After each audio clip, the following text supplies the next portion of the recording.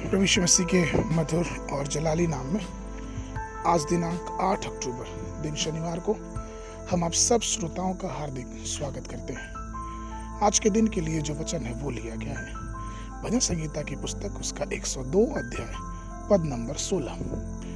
वचन इस प्रकार से कहता है, क्योंकि यहोवा ने सियोन को फिर बसाया है और वो अपनी महिमा के साथ दिखाई देता है। प्रभु में प्रिय लोगों, यहोवा सियोन पर्वत को बसाया है। क्या आपको मालूम है सियोन पर्वत यरूशलेम का हिस्सा है। यह याबूसी जाति के अन्य जातियों के नियंत्रण में था। सियोन पर्वत पर स्थित किला बहुत मजबूत और सुरक्षित था। न तो यहोशू ना ही कोई न्यायी, या तो यहाँ तक कि साउल भी, जिसने इसराइल पर 40 वर्षों तक शासन किया, उस किले पर कब्जा नहीं कर पाया। परंतु दाऊद बहुत जोशीला था और उसने सियोन के गढ़ को ले लिया। इसे ही बाद में दाऊद का शहर भी कहा गया। दूसरा सामुएल की पुस्तक उसका 5 अध्याय 7 और 9 पद। सियोन पर्वत का अर्थ होता है सूरजमुखी। सूरजमुखी के पौधे में एक बड़ा रहस्य होता है। सूरजमुखी का पौधा हमेशा ही अपना चेहरा सूर्य की तरफ करते देखते जाता है। वह जिधर सूर्य मुड़ता उधर उधर वो भी मुड़ता जाता है। ठीक इसी प्रकार से हमें और आपको भी, जो हम परमेश्वर की संतान है, परमेश्वर ने हमें और आपको बनाया, हमें भी दिन प्रतिदिन हमेशा परमेश्वर की तरफ देखना चाहिए, उसकी धार्मिकता की तरफ देखना चाहिए। सियोन पर्वत के बारे में 4 गहरे आध्यात्मिक रहस्य हैं। सबसे पहला, जैसा कि इजराइल में लिखित रूप से दर्ज है कि दाऊद का शहर कहा गया है। दूसरा सामुएल उसके 5 के 7 पद में राजा दाऊद ने वहां एक महल बनवाया। प्राचीन सियोन पर्वत यरूशलेम की दक्षिण पश्चिमी दिशा में है और ऊंचे राजसी स्थान पर खड़ा है।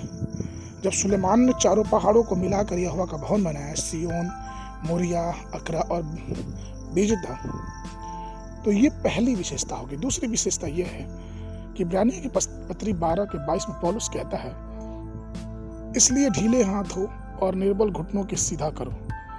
सियोन पर्वत परमेश्वर के प्रत्येक छुड़ाए गए लोगों के लिए एक महान गंतव्य के रूप में बना हुआ है।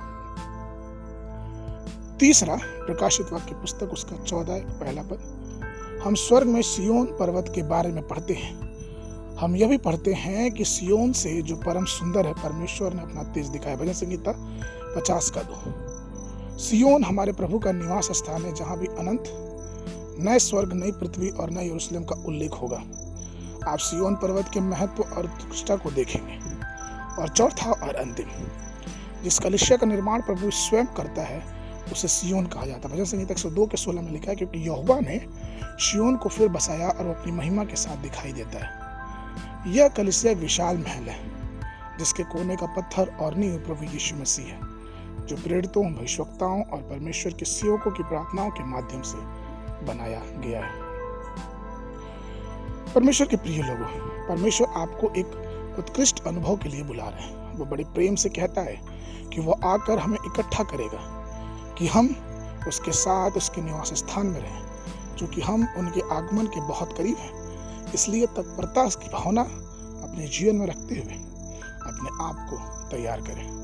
आज के मनन के लिए भजन संहिता की पुस्तक उसका 128 उसका 5 पद, सियोन यहोवा तुझे सियोन से आशीष देवे और तू जीवन भर यरूशलेम का कुशल देखता रहे। बाइबल अध्ययन के लिए सुबह के समय यशायाह नबी की पुस्तक उसका 30 और 31 अध्याय है। शाम के समय फिलिप्पियों की पत्री उसका 4 अध्याय। परमेश्वर आप सबको आशीष देवे।